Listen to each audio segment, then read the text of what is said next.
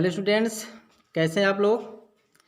मैं पुष्पराज पटेल आप सभी का एक बार फिर से Shri Jaglal Jagat Bahadur Patel intermediate college online class में स्वागत करता हूं। तो स्टूडेंट्स, इसके पहले हम लोग ये जान चुके हैं कि क्या हमको पढ़ना है, क्या नहीं पढ़ना है। तो आइए हम अब प्रोज चैप्टर फर्स्ट क्लास 12 का जो फर्स्ट चैप्टर है उसका अध्ययन करते हैं। तो स्टूडेंट्स, आइए हम शुरू करते हैं फर्स्ट चैप्टर प्रोज का। तो स्टूडेंट्स, जो फर्स्ट चैप्टर है हमारा प्रोज का वो है a girl with a basket, जिसका हिंदी में अर्थ होगा टोकरी वाली लड़की। तो स्टूडेंट्स, पहले हम थोड़ा सा राइटर के विषय में जान लेते हैं। इसके राइटर हैं विलियम सी डगलस, जो कि यूनाइटेड स्टेट्स ऑफ अमेरिका के जो सुप्रीम कोर्ट है वहाँ के जज होते हैं। ये 1950 में भारत घूमने के लिए आए होते हैं। तो उस समय भारत जो है शरणार्थी की समस्या से गुजर रहा था। हुआ क्या था मित्रों कि पाकिस्तान से लाखों लोग जो है अपना घर, मकान, निवास स्थान, रुपया पैसा सब छोड़ करके भारत सब चले आ रहे थे। तो उसी समय ये भी जो है भारत घूमने के लिए आए थे। तो इनकी मुलाकात शरणार्थी बच्चों से होती है, जिसमें एक 9 साल की बच्ची होती है जिसने इनको काफ़ी प्रभावित किया। और उसका जो सम्मान था, उसकी जो गौरवशीलता थी, उससे इतना प्रभावित होते हैं कि इन्होंने ये इस चैप्टर की जो ये है ये गर्ल विथ अ बास्केट, इसकी इन्होंने रचना किया, इस चैप्टर को लिखा। तो मित्रों, आइए हम लाइन वाइज लाइन इस चैप्टर का अध्ययन करते हैं। तो चलिए देखते हैं यहाँ पे इस चैप्टर में क्या हुआ है। तो जो हमारा चैप्टर का स्टार्ट है, I had left new Delhi for the Himalayas, I was going as far as Bareilly by train and then by car to Ranikhet.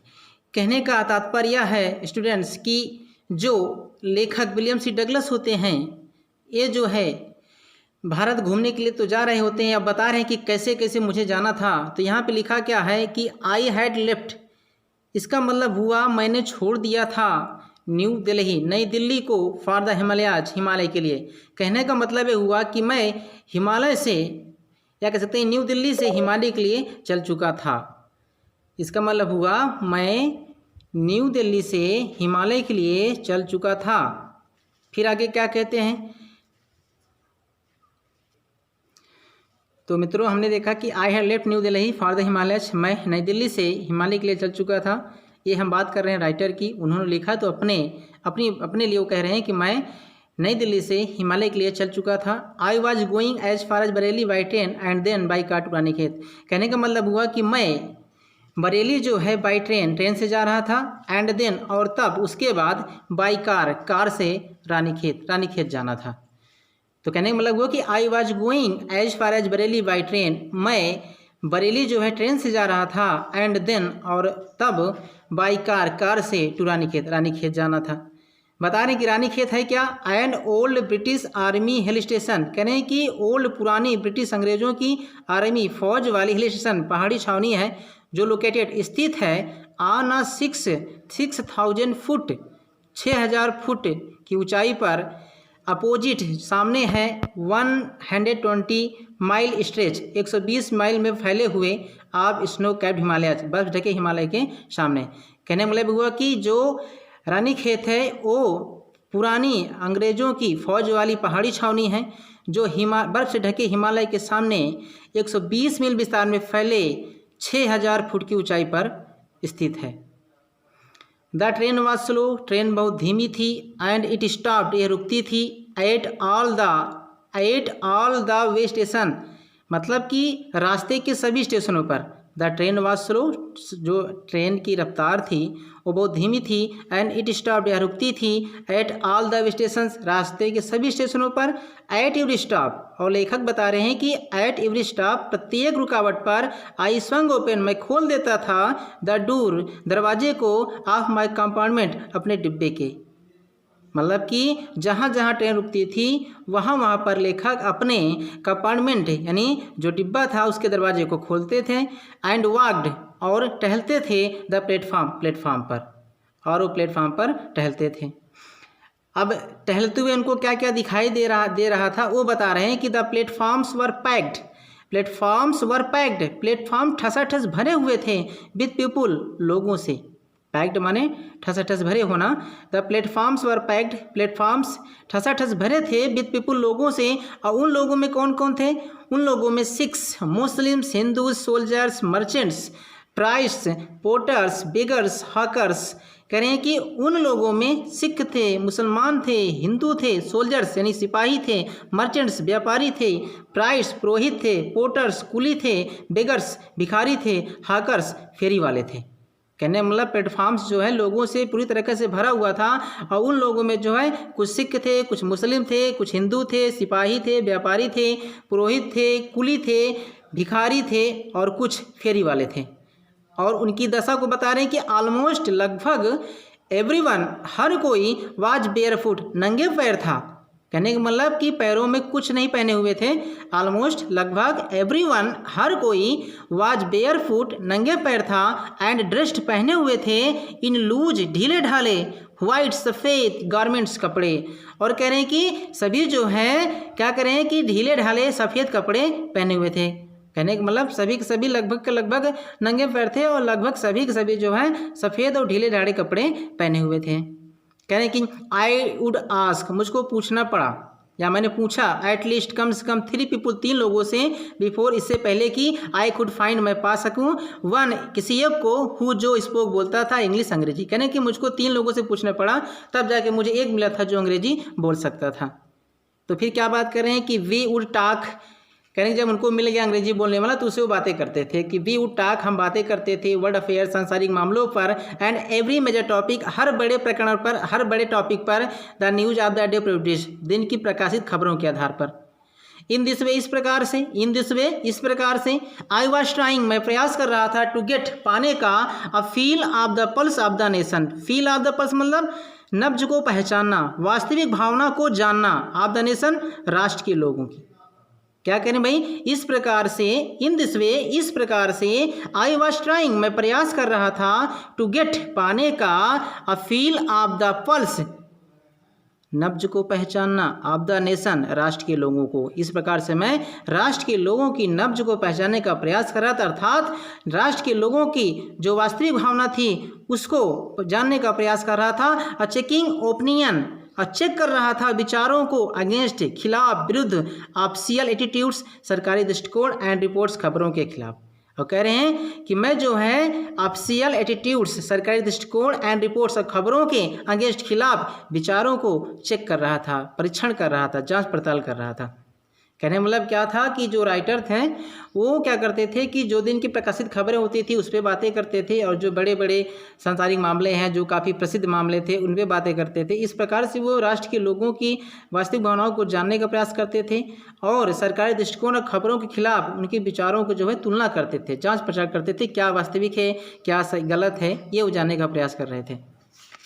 तो बच्चों आगे देखते हैं कि वो जिस रास्ते से जा रहे थे वो रास्ता किधर से जाता था, ठीक है, उसके विषय में बता रहे हैं कि द रूट, वो जो रास्ता था, ले जाता था, थ्रू से होकर के, वन माने एक, of the richest of India's agriculture areas. कह रहे हैं कि रिचेस्ट सबसे धनी, इंडियाज भारत के, एग्रीकल्चरल कृषक एरिया क्षेत्रों से। कह रहे हैं कि वह रास्ता भारत के सबसे, कह रहे हैं कि वह रास्ता भारत के कृषक क्षेत्रों में से, सबसे धनी क्षेत्रों में से एक से होकर जाता था। कहने मतलब भारत भाई कृषि प्रधान देश है, यहाँ बहुत सारे ऐसे स्थान हैं जो कृषि के मामले में बहुत अच्छे हैं, तो वो भी रास्ता जो ऐसे जगह से होकर जाता था जहाँ पे खेती बहुत अच्छी होती थी। वही कह रहे हैं कि द रूट, वह रास्ता ले जाता था, ले माने जाता था, थ्रू से होकर के, one of the richest of India's agriculture areas, Bharat के कृषक क्षेत्रों में से सबसे धनी क्षेत्रों में से एक से होकर के जाता था। This was the plain, this यह वाज था प्लेन, प्लेन माने मैदान, of the upper Ganga river, यानी गंगा नदी का ये ऊपरी मैदान था। 1000 फीट एबव, 1000 फुट ऊपर, सी लेवल समुद्री सतह से, बट ट्रॉपिकल लेकिन उष्ण कटिबंधीय था। कह रहे हैं कि दिस वाज द प्लेन, ये जो मैदान था, ये जो प्लेन था, मैदान था of the upper Ganga river, ये गंगा नदी का ऊपरी मैदान था। ये 1000 फीट एबव, 1000 फीट ऊपर था सी लेवल समुद्री सतह से, बट लेकिन ट्रॉपिकल उष्ण कटिबंधीय था। कहने का मतलब ये होता है उष्णकटिबंधीय का कि अगर गर्मी होती तो गर्मी खूब पड़ती है, बरसात होती है तो बरसात भी खूब पड़ती है।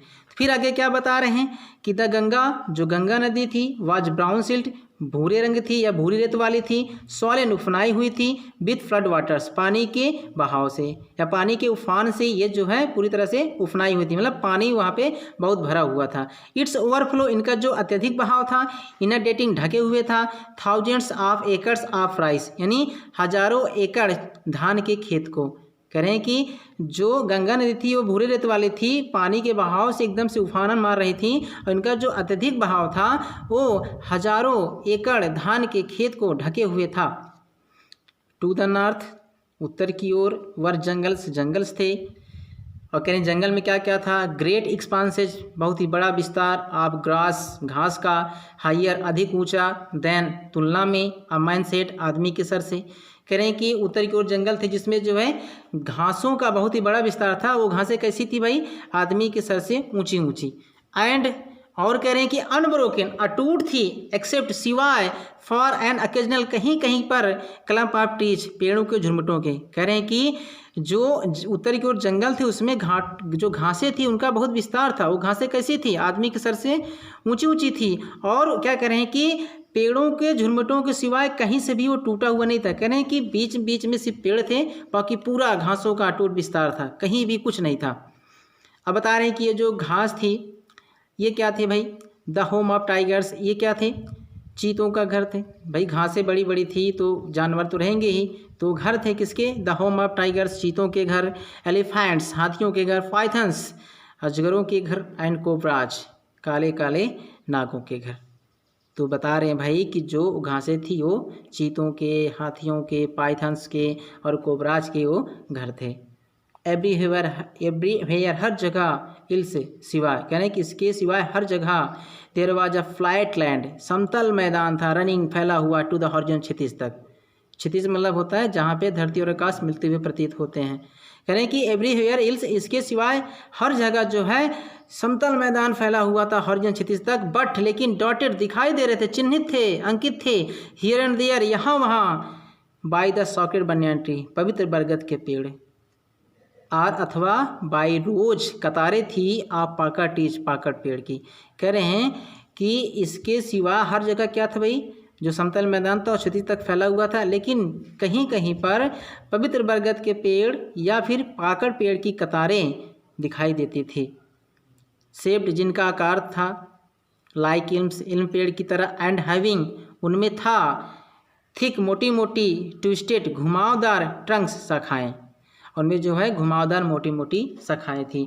हॉट, गर्म, हमिड, नम, एयर, हवा, वाज मूविंग, बह रही थी, इन, अंदर की ओर, from the south west, south दक्षिण, वेस्ट माने पश्चिम, दक्षिण पश्चिम से अंदर की ओर जो हवा कैसी थी, नम भी थी और गर्म भी थी।